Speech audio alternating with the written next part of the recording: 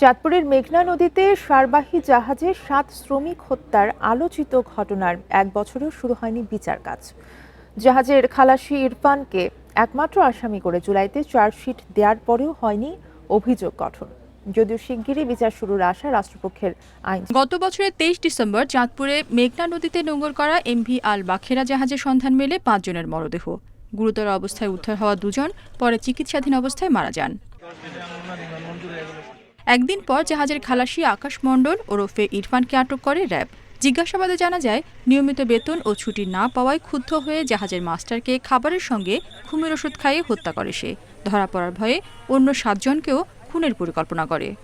খুনি তো নিজেই স্বীকার করছে, সে একাই করছে, আর তদন্ত সাপেক্ষে ওটাই পাওয়া গেছে আর কি। এখানে আসলে আমার বাড়িয়ে বলার বা কমিয়ে বলার কোনো কিছু নাই। এটা হলো তদন্তকারী অফিসাররা যারা আছে তারা অবশ্যই বিজ্ঞ, তাদের তদন্ত সাপেক্ষে যেটা করছে ওটাই মনে হয় সঠিক।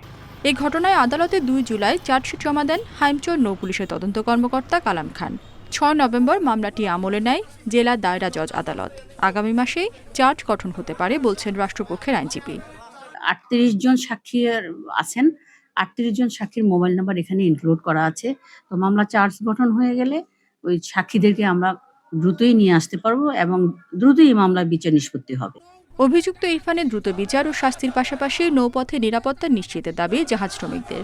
ওইরকম দুর্ঘটনা যাতে আমাদের নদীপথে জাহাজ লাইনে যাতে না হয়, ঠিক আছে, ওই দ্রুত ওই সুস্থ বিচারটা আমরা ওই ৭ খুনের বিচারটা আমরা চাই। ৭ খুন মামলা মার্ডার যখন হয়েছে, 7 মার্ডার, আমরাও তো জায়গায় নিরাপদ নাই। যে কোনো ঘাটে চাই আমরা নিরাপদে থাকতে। এই ঘটনায় প্রাণী বেঁচে গেলেও বাকশক্তি হারান জাহাজের সুকানি জুয়েল। Independent news.